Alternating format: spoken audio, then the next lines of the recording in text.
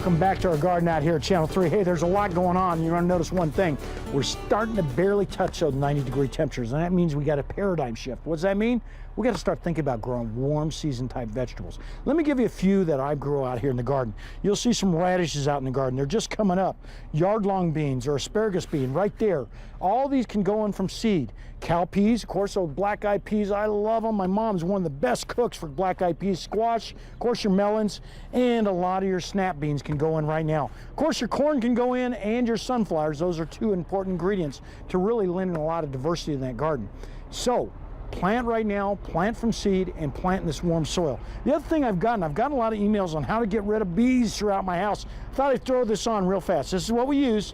No pest strip, and basically it's called by Hot Shot. We just put one of these close to those, well, those areas where those bees are gathering up, and it has a tendency to push them away. Now, let's talk about a little bit of fertilizing. I know we hit it on it earlier, but we didn't hit on one thing, and that is foliar feeding. It's real important.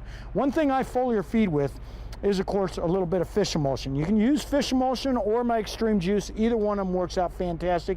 I spray it on top of the plant material. So when you're looking over the garden right here, Mike's just kind of glancing over the garden.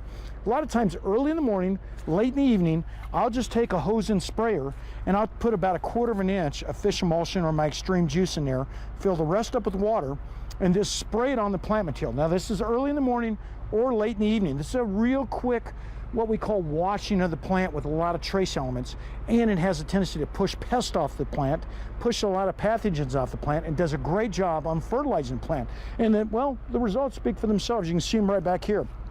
The other thing I'll do is I'll just blend up a little of my compost or manure tea. Now in this case, I did a little bit of manure tea, and you can see it. This is just a little aerator. We've had this guy on before. You can go ahead and buy these on Amazon for about, $5 or $6.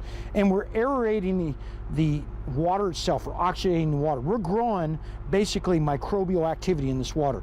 We take this, and then we take this hose and sprayer again, 1/4 of a cup, fill the rest up with water, and we'll spray it throughout the garden. This is a great simple recipe and very inexpensive for fertilizing and, of course, eliminating those pests and diseases. Some things you might want to add: a little bit of liquid seaweed will go a long ways towards really adding a lot of those micronutrients that's so important in fertilizing out here. Apple cider vinegar is another one. Just about a trace of it in there, but it has a lot of micronutrients. My grandfather used it all the time. And last but not least, to stimulate that microbial activity that's so important in that soil.